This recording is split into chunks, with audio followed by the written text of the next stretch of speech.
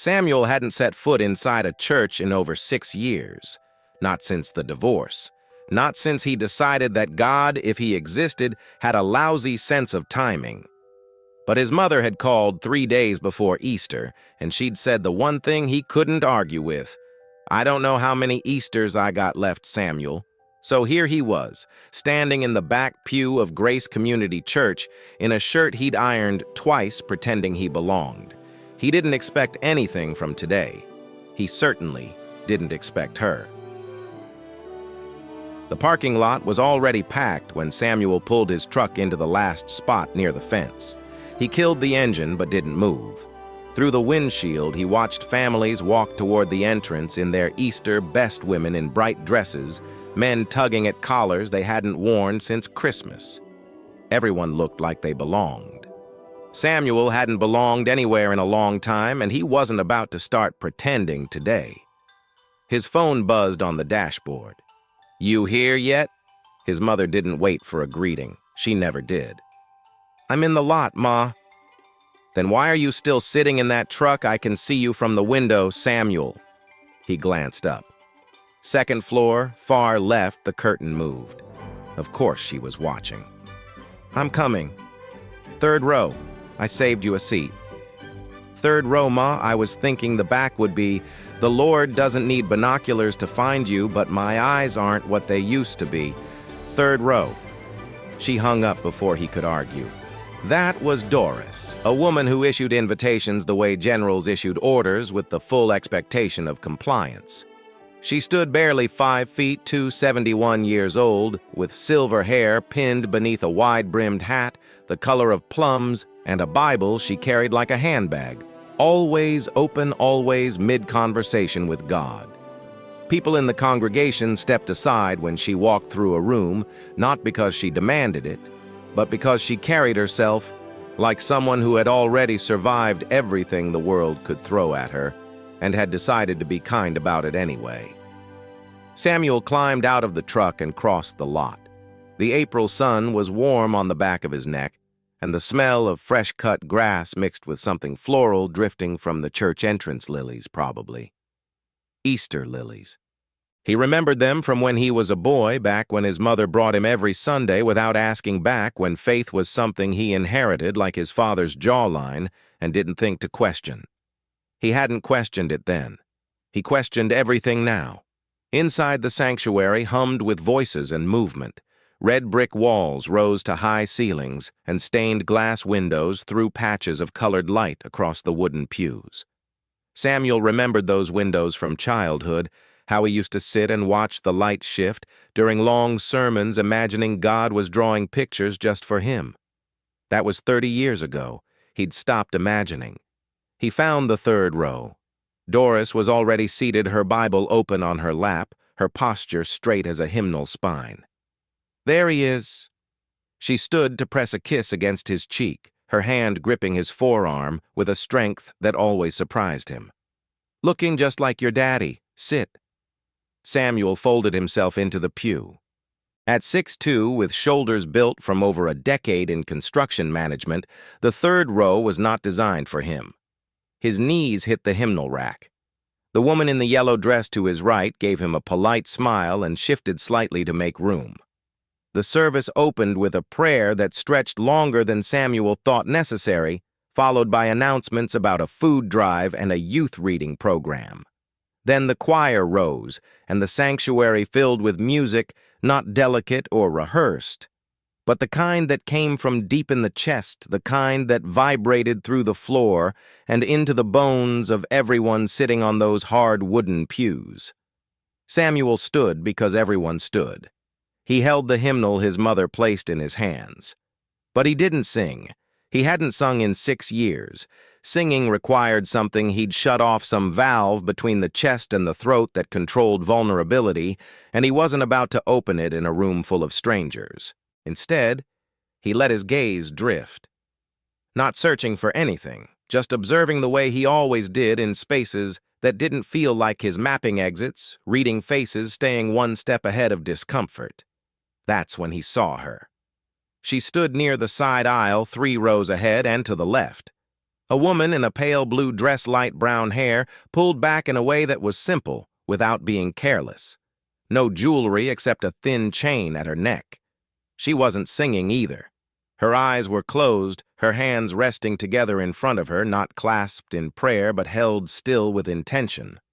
Like she'd chosen this stillness.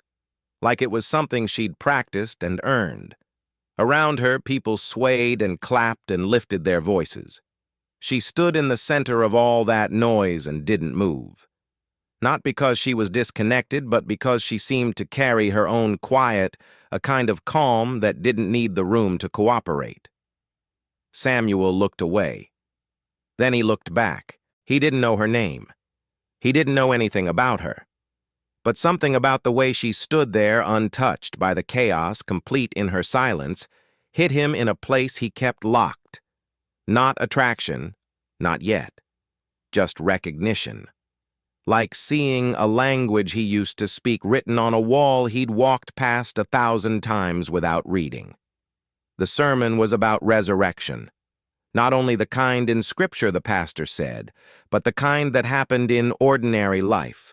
The resurrection of getting up after you've failed, of forgiving yourself enough to try again. Samuel heard the words. He didn't absorb them.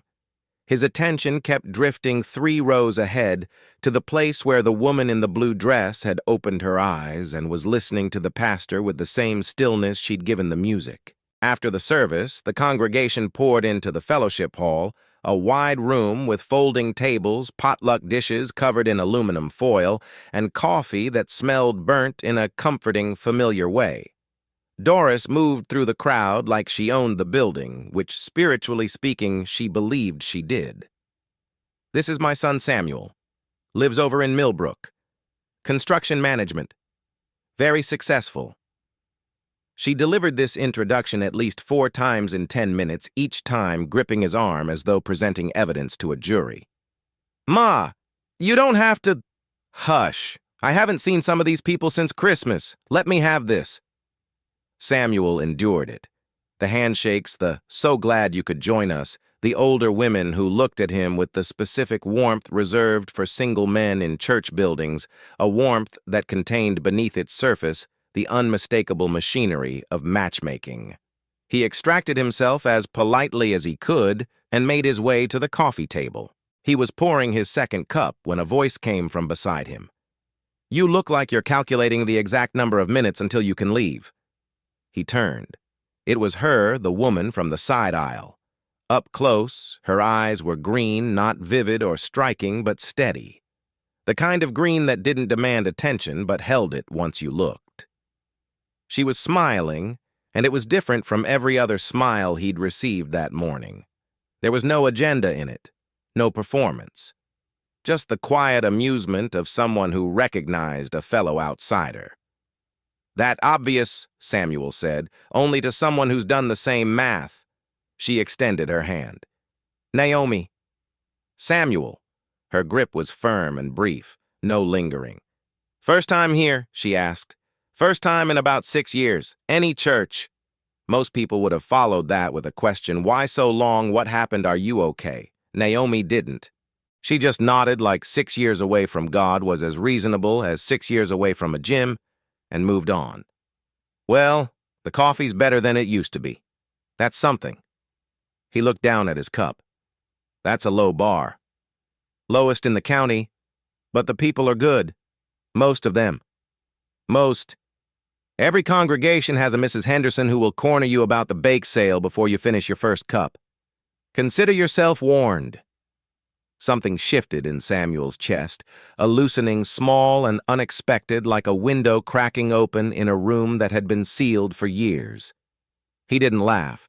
He hadn't laughed easily in a long time, but the corner of his mouth lifted and Naomi caught it.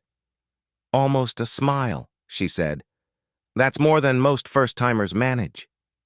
Before Samuel could respond, Doris materialized at his side with the precision of a woman who had been tracking his movements since birth.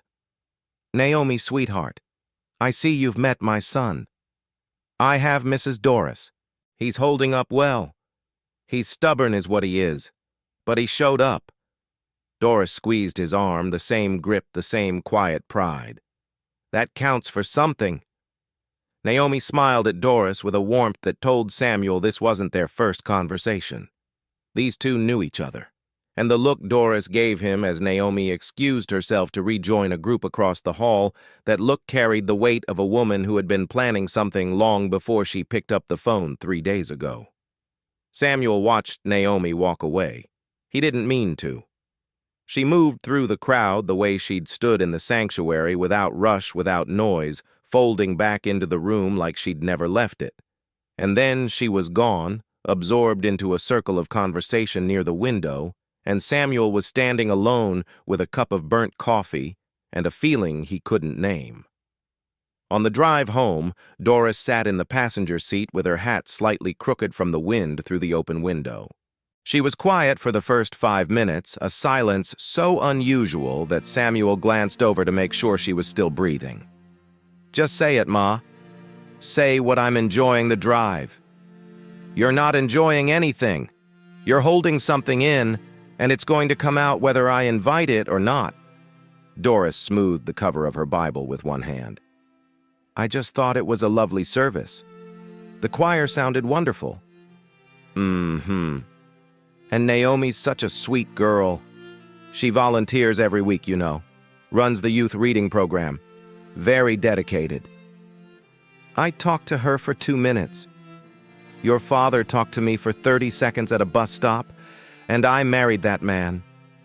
Doris turned to look out the window, but Samuel could see the reflection of her smile in the glass. He didn't respond. He drove. The road stretched ahead, straight and familiar, and the late morning sun pressed warm against the dashboard. In the quiet of the cab, with his mother humming beside him, and the church growing small in his rearview mirror, Samuel thought about the way Naomi had stood in that sanctuary, eyes closed, hands still wrapped in a peace he had forgotten existed. She hadn't asked him for anything. She hadn't tried to fix him or welcome him or pull him into something he wasn't ready for. She had simply stood beside him, poured her own coffee, and told him the truth about Mrs. Henderson. And for the first time in 6 years, that felt like enough reason to go back. The following Sunday, Samuel told himself he was returning for his mother. She had mentioned it on Wednesday casually over the phone, the way she mentioned things that were not casual at all. "Same time this week, baby." It wasn't a question. He ironed the same shirt, drove the same road, sat in the same third-row pew with his knees against the hymnal rack and his mother beside him in a different hat, this one the color of goldenrod. But this time, when the choir stood and the music filled the sanctuary, Samuel didn't scan the room. He didn't need to. He already knew where Naomi was. Side aisle 3 rows ahead, same quiet stillness, same pale blue calm in a room full of sound. When the service ended and the congregation flowed into the fellowship hall, Samuel found himself walking toward her before he'd consciously decided to move. "You came back," Naomi said. Not a question. "My mother's persuasive." She tilted her head just slightly. "Is that what we're calling it?" Samuel met her gaze. Something moved behind her eyes, amusement or understanding or both. The look of someone who could see through the excuse but wasn't going to tear it away from him. "The coffee," he said. "You told me it was better. Figured I'd give it a fair shot." "The coffee." Naomi nodded, slow and deliberate. "Sure, Samuel. The coffee." Across the fellowship hall, Doris stood with her tea held in both hands, watching them. The woman beside her was talking about the upcoming fundraiser, but Doris wasn't listening.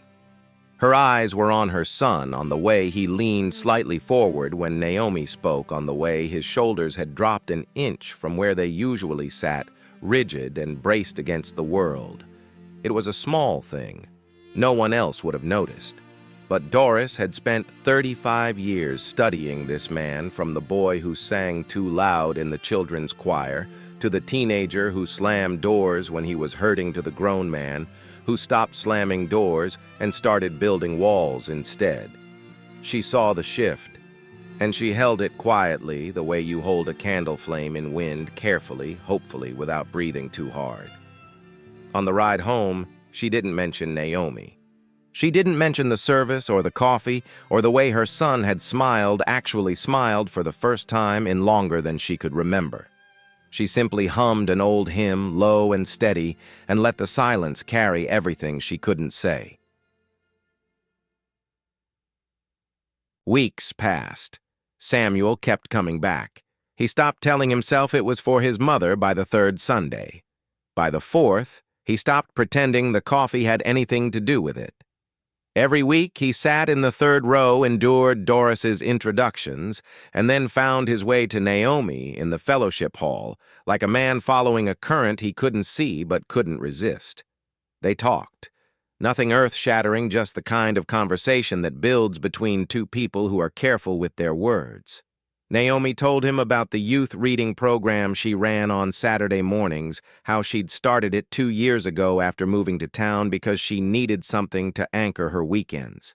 Samuel told her about his work, the job sites, the crews he managed, the satisfaction of watching a building rise from dirt and blueprints, safe territory, surface level, the kind of talk that lets you stand close to someone without actually letting them in. But Samuel noticed something.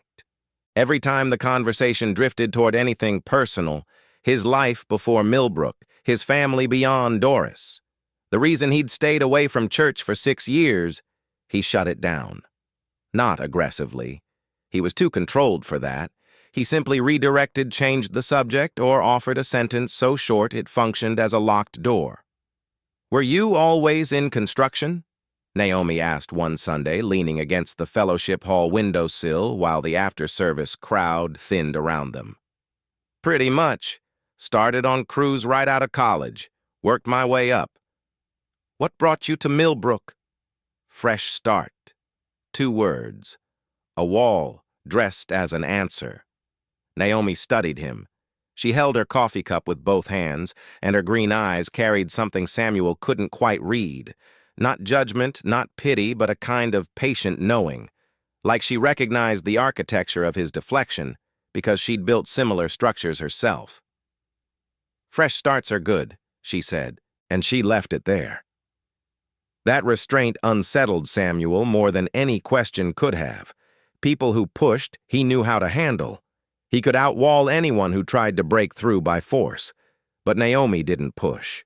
She simply stood at the edge of his silence and made it clear she wasn't going anywhere, and she wasn't going to beg for entry either.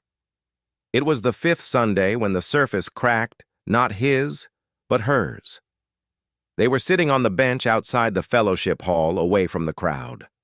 The dogwoods along the church fence were blooming, dropping white petals onto the grass like confetti from a celebration no one had planned.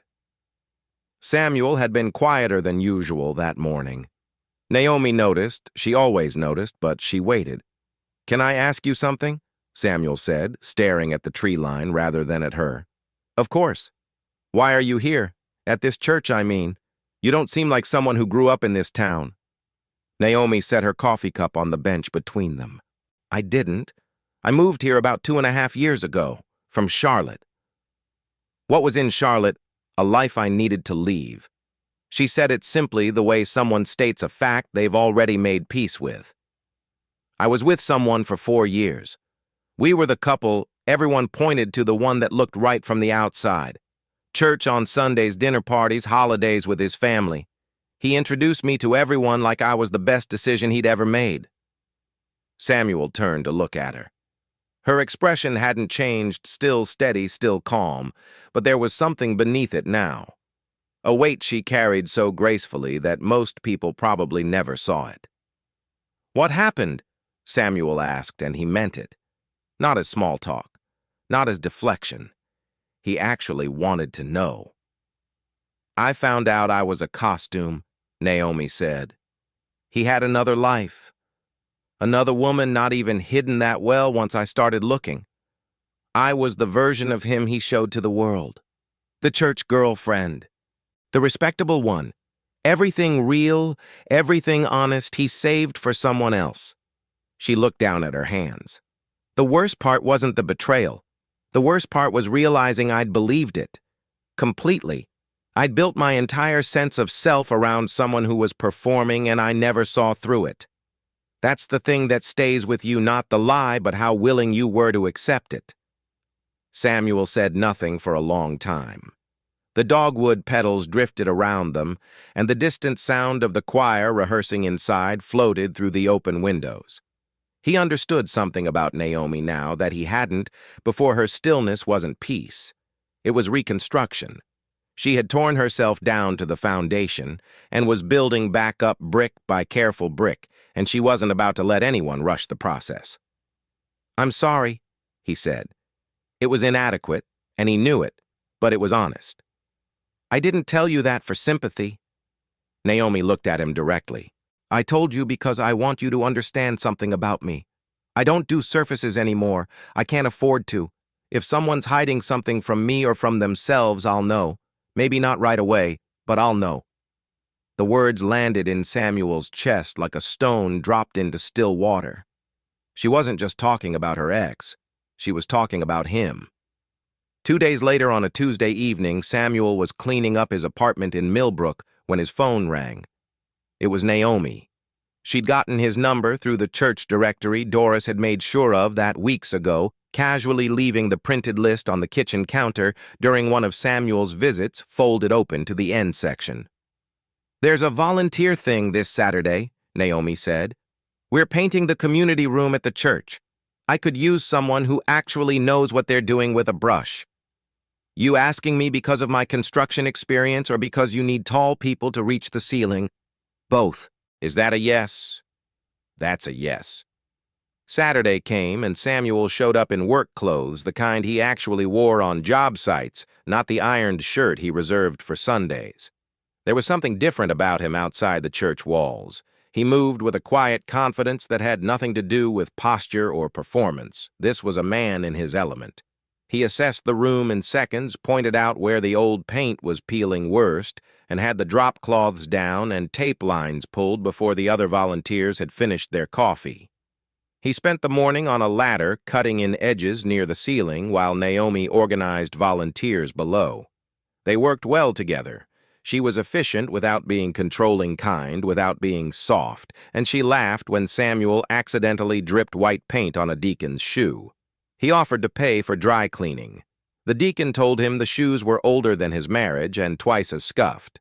Everyone laughed. Samuel laughed too, a real one, full and unguarded, and Naomi looked up at him on that ladder with an expression she probably didn't realize she was wearing. Around noon, the other volunteers drifted toward the potluck table inside, but Samuel and Naomi ended up on the fellowship hall steps instead, sandwiches from the deli on Main Street, bottles of water warming in the sun. There was something about being outside the structure of Sunday, no pews, no sermons, no fellowship hour small talk, that made the space between them feel less formal, more honest. Naomi asked about Doris, and Samuel talked about his mother with an openness that surprised him, how she'd raised him alone after his father passed when Samuel was 19, how she'd worked 2 jobs and still made it to every one of his football games, how she prayed every night on her knees beside her bed and never once doubted that God was listening. He told her how Doris had held the family together with nothing but faith and stubbornness, how she'd refused to let grief turn her bitter, how she still set 2 cups of coffee on the kitchen table every morning out of habit, one for herself and one for a man who'd been gone 16 years. "She sounds extraordinary," Naomi said. "She is. Toughest person I know." Samuel looked down at his sandwich. "I just wish I'd inherited more of her openness instead of all of my father's silence." It was a small admission, barely a crack in the surface, but Naomi heard it. She didn't push further. She simply let it sit between them, giving it the space it needed to exist without being examined too closely. That evening, after the volunteers had gone and the community room smelled like fresh paint, and Pine Sol Samuel and Naomi stood alone in the parking lot. The sky was turning the deep orange of late spring sunsets, and the church cast a long shadow across the gravel. "I need to tell you something," Samuel said. His voice was steady, but his hands weren't. He tucked them into his jacket pockets. "I'm not coming to church for my mother anymore. I haven't been for a while. Naomi's expression didn't change, but her eyes sharpened, attentive, careful. I'm coming because of you, he said, and I don't say that lightly. I don't say anything lightly, but you deserve to hear it straight. Naomi was quiet. She crossed her arms, not in anger, but in self-protection, a posture Samuel recognized because he wore it every day. What do you want from me, Samuel? Her voice was calm, but there was an edge beneath it. Not hostility, honesty. Because I need to know. I'm not someone's escape from loneliness. I've been that before and I won't do it again. The words hit hard, not because they were cruel, but because they were precise. She had named the thing he hadn't examined, the question of whether he wanted her specifically or just wanted to stop being alone. Samuel didn't answer right away. He stood in the fading light with her question moving through him, and he let himself feel the weight of it. I don't have a perfect answer for that, he said finally. But I know this, you're not a convenience. You're not something I'm using to fill a gap. You make me want to be honest, and I haven't wanted that in a very long time. Naomi studied his face. Whatever she found there made her unfold her arms slowly, like someone deciding to set down a weapon they'd been carrying too long. Then be honest, she said. All the way, not just the parts that are easy. She left first. Samuel watched her car pull out of the lot and turn onto Maple Street, her tail lights shrinking into the dusk. He stood there for a while alone in the parking lot of Grace Community Church, feeling more exposed than he had in years. The weeks that followed were different. The Sunday conversations grew longer. The phone calls moved from practical to personal. Samuel learned that Naomi's favorite book was one she'd read 7 times, that she couldn't cook anything more complicated than pasta, but made the best sweet tea he'd ever tasted, that she hummed when she was concentrating. Naomi learned that Samuel built furniture in his garage on weekends, not for money, but because the repetition of sanding and measuring kept his mind quiet. She learned he hadn't cried since his father's funeral, and that he considered this a point of pride which she considered a problem. They were building something. Slowly, carefully, the way 2 people build who have both been burned and know exactly how fast things can catch fire. But the past has a way of finding you, especially in a small church, where everyone knows everyone and silence is never truly silent. It happened on a Sunday in late May. Samuel had gone to the restroom during the fellowship hour, and Naomi was refilling her coffee when she found herself standing next to Gloria Perkins, a longtime member of the congregation who meant well but filtered information the way a colander filters water, which is to say poorly. You and Samuel seem to be getting along nicely, Gloria said, stirring powdered creamer into her cup with the casual precision of a woman about to deliver a grenade. He's a good man, Naomi said. Oh, he is. Doris raised him right. It's just such a shame about what happened. The divorce and everything. Naomi kept her expression neutral. People go through difficult things. Of course, but you know. Gloria lowered her voice the way people do when they're about to say something they know they shouldn't. I heard it wasn't just the usual growing apart situation. Doris let it slip once, something about Samuel and how things ended. I don't like to gossip, but when it involves someone you care about, you want to make sure you know what you're getting into. Gloria didn't finish the thought. She didn't need to. The implication, vague, shapeless, deliberately incomplete, did its work.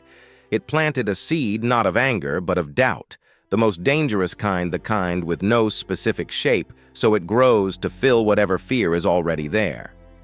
When Samuel returned, Naomi was standing by the window. She smiled when she saw him, but something had shifted. The openness that had been growing between them for weeks had pulled back just slightly, like a tide retreating from shore. Samuel noticed. He always noticed changes in her. It was one of the things that surprised him about himself, how attuned he'd become to the small shifts in her expression, her posture, the angle of her voice. But when he asked if she was all right, she said she was fine. Fine. The word people use when they are anything but. Over the following days, Naomi pulled back. She didn't disappear, she was too deliberate for that. She still answered his calls, still spoke to him at church. But the warmth had dimmed. The questions had stopped. She was present, but unreachable, and Samuel could feel the distance growing like a crack in a wall he'd been trying to build. He didn't know why. That was the worst part.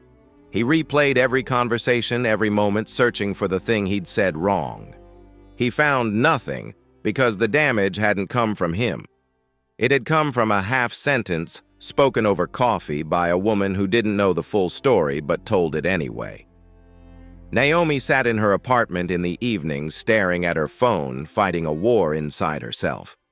She knew this feeling, the creeping suspicion, the quiet withdrawal, the voice that whispered, "Maybe you don't know him as well as you think."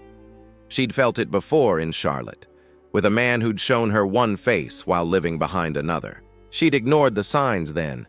She'd trusted when she should have questioned, and the cost of that trust had nearly broken her. She thought about the night she'd found out about Derek, that was his name, the man from Charlotte, though she rarely said it anymore. She'd been folding laundry when she saw the text on his phone. Not a dramatic discovery, not a confrontation in a restaurant or a tearful confession. Just a name she didn't recognize, a message that was too tender to be casual, and the sudden, sickening clarity of a woman realizing that the ground she'd been standing on was never solid to begin with. She'd spent 3 months after that, barely eating, barely sleeping, rereading every conversation she'd ever had with him and wondering how she'd missed it. How she'd looked directly at a lie and called it love. She'd rebuilt herself from that. Brick by brick, Sunday by Sunday, book by book in the reading program that gave her weekends meaning. She'd come to this town with nothing but a suitcase and a decision to never again let someone else's silence become her problem. And now here was Samuel, a man built almost entirely out of silence.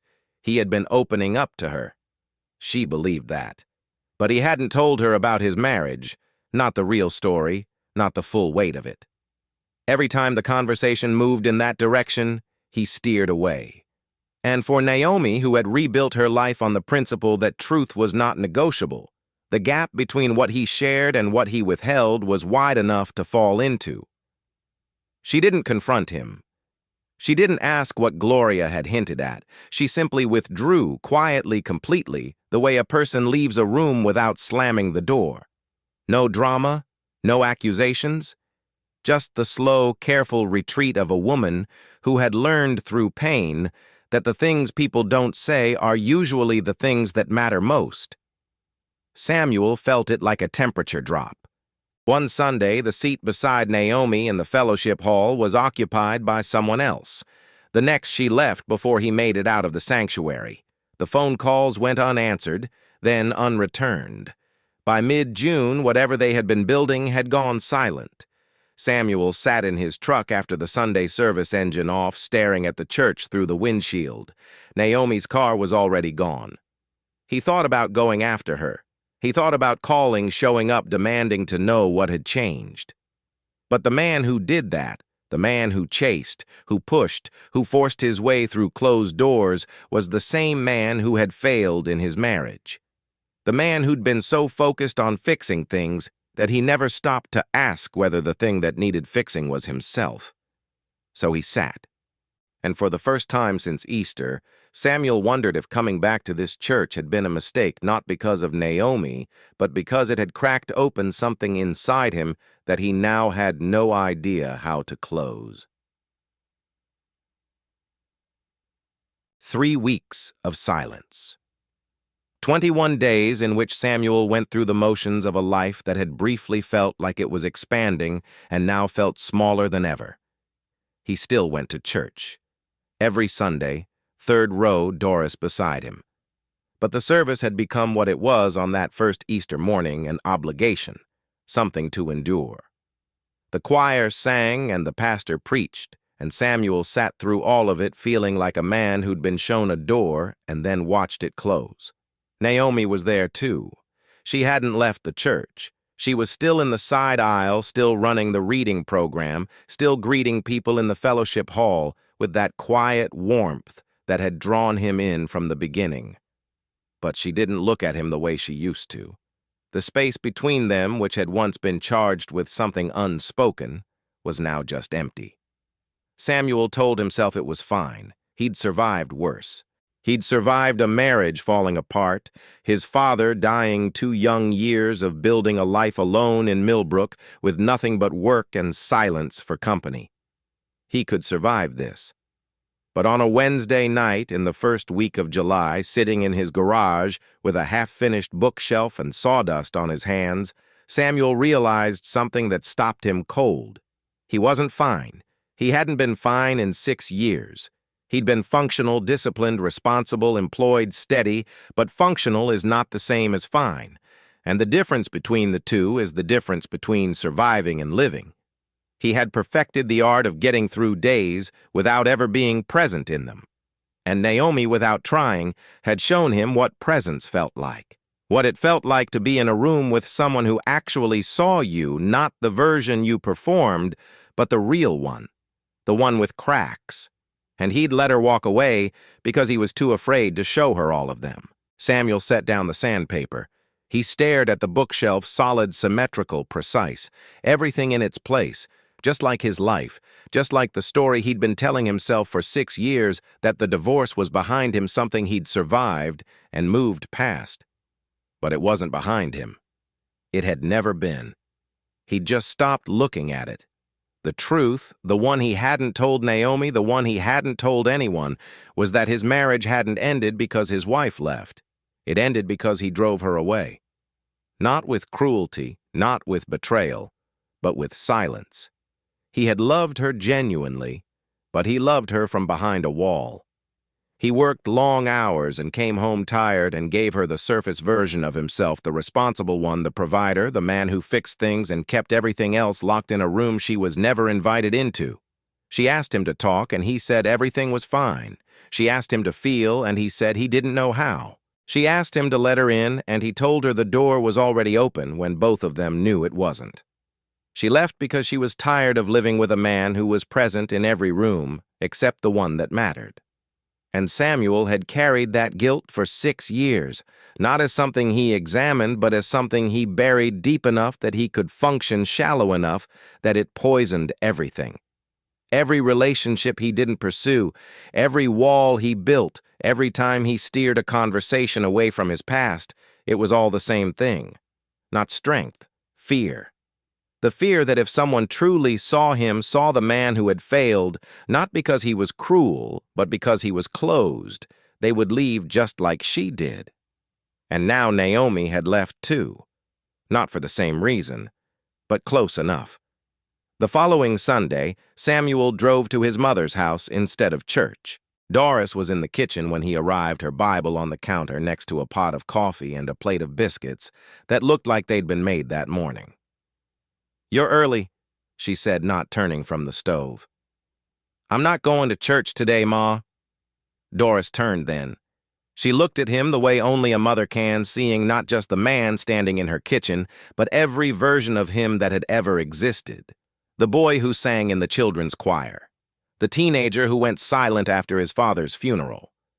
The grown man who came to Easter service because she asked and fell for a woman he was now losing. "Sit down," she said. Not a request.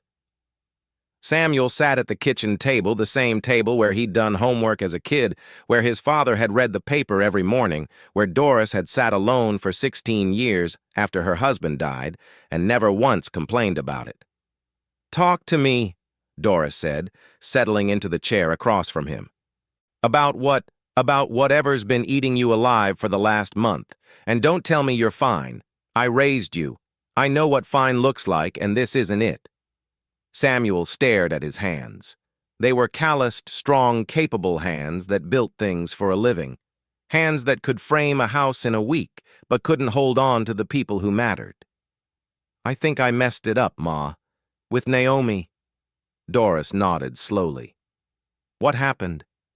"I don't know exactly. Something changed. She pulled back and I didn't fight for it." I just let it go, the way I let everything go. Doris was quiet for a moment. She reached across the table and placed her hand over his. Her palm was warm and dry and smaller than his by half, but the weight of it steadied him. "Let me tell you something about your father," she said. "Something I've been carrying for a long time, waiting for the right moment." Samuel looked up. "Your daddy was the best man I ever knew. He worked hard, he provided, he never raised his voice in this house. But he had one flaw, Samuel, and it was the flaw that took everything from him. He could not say the hard words. Not, 'I love you,' he said that. Just fine. I mean the ones that cost something. I was wrong. I'm scared. I need help." He could not let those words out of his mouth. He thought that being strong meant being sealed shut, and he carried that belief all the way to his grave. Doris tightened her grip on his hand. "He died at 47 years old with a heart that gave out because he never learned to let anything out of it.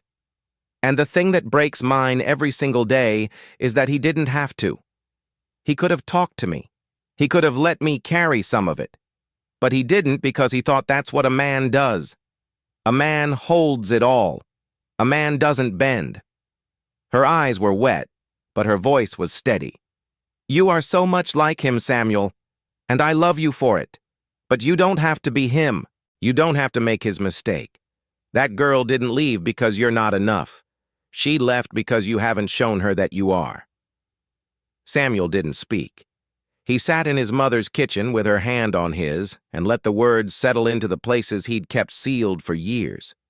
He felt something shift, not dramatic, not cinematic, just a quiet internal rearrangement, like a bone finally setting after being out of place so long he'd forgotten it was broken. "What do I do?" he asked. His voice was rough. "You already know what to do. You go to her, and you don't bring the version of yourself that looks good. You bring the real one, all of it." He found Naomi that evening. She was at the church, not inside the sanctuary, but in the community room they'd painted together, the one that still smelled faintly of fresh paint and pine sol. She was stacking books for the reading program, her back to the door, her hair pulled back the same way it had been the first time he saw her. She turned when she heard his footsteps. Her expression was guarded, not cold, but careful. The face of a woman who had already decided to protect herself and was holding the line.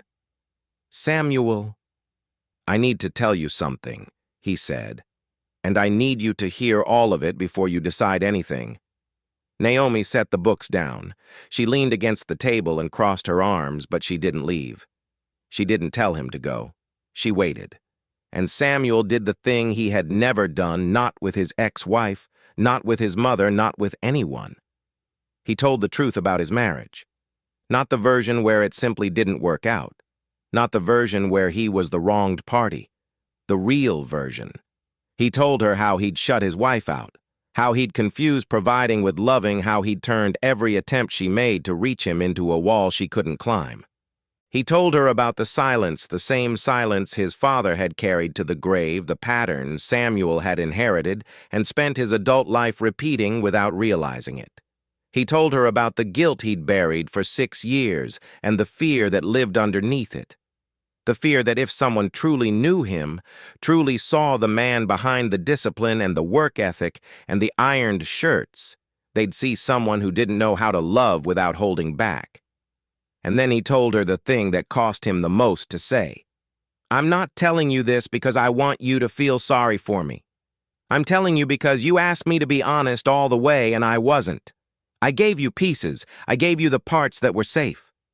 And you deserve more than that. You deserve someone who doesn't make you guess what's real."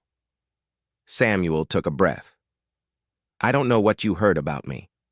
I don't know what made you pull away. But whatever it was, whatever you think I'm hiding, this is it. This is everything. I'm a man who failed his marriage because he was too scared to be seen, and I almost lost this too for the same reason." The room was quiet. The evening light came through the windows and caught the freshly painted walls, turning them soft gold. Naomi stood very still, her arms still crossed, her green eyes holding his with an intensity that made Samuel feel like every layer he'd ever worn had been stripped away. Then her arms dropped. Slowly. Not surrender decision. The deliberate choice of a woman who had spent 2.5 years learning to trust her own judgment again, and was choosing right now to trust it. "You're not the man I was afraid you were," she said quietly. "I thought you were hiding something from me, and you were, but not the way I thought. You weren't hiding a lie, you were hiding a wound." She took a step closer. "I know the difference now, and I should have asked instead of running. That's on me. You had every reason to protect yourself." "I did. But protection isn't the same as living. I think we've both been learning that." The corner of her mouth lifted just barely, just enough. Samuel felt the tightness in his chest release not all at once, but enough. Enough to breathe. Enough to stand in this room with this woman and not reach for a wall. The following Sunday, Samuel walked into Grace Community Church and did not sit in the third row. He'd ironed a new shirt, not the same one he'd been wearing since Easter, but a deep blue one he'd bought the day before. He didn't know why it mattered. It just did. Something about wanting this day to feel different from the beginning. He walked past the pew where Doris was already seated, past the families in their Sunday best, past the choir assembling near the front. He walked to the side aisle 3 rows from the front, and he sat down next to Naomi. She didn't look surprised. She didn't ask him to explain. She simply shifted to make room for him the way you make room for someone you've been expecting, not today specifically, but eventually, inevitably. Her hand rested on the pew between them, and after a moment, Samuel placed his hand beside hers. Not touching, just close. Close enough that they both knew the distance was a choice and that the choice was temporary. The choir began to sing. The sanctuary filled with music, the kind that rose from the gut and vibrated through the floorboards. Samuel didn't sing, not yet, but he didn't scan the room either. He didn't calculate minutes until he could leave. He sat in the hard wooden pew with Naomi beside him, and the colored light from those stained glass windows moving slowly across the floor. The same light he'd watched as a boy, the same light he'd stopped believing in, and for the first time, he let it reach him. Behind them, 5 rows back, Doris sat with her Bible open on her lap, and her hat a deep shade of burgundy this time tilted slightly to the left. The woman beside her leaned over to whisper something about the upcoming fundraiser, but Doris wasn't listening. Her eyes were on her son, on the way he sat beside Naomi, with his shoulders down, with his hands open in his lap, instead of clenched with the rigid posture he'd worn every Sunday, finally unmistakably gone. Doris closed her eyes. Her lips moved in a prayer too soft for anyone to hear. And when she opened them again, she was smiling the deep, quiet, unshakable smile of a mother who had prayed for exactly this and lived long enough to see it answered. The service ended. The congregation rose. Samuel stood beside Naomi, and when they walked toward the fellowship hall, their shoulders touched briefly naturally, like 2 people who had finally stopped keeping careful distance. Not a perfect ending. Not a grand declaration. Just a man who had stopped running, and a woman who had stopped retreating, standing together in a church on a Sunday morning, beginning something that didn't need to be perfect. It just needed to be real.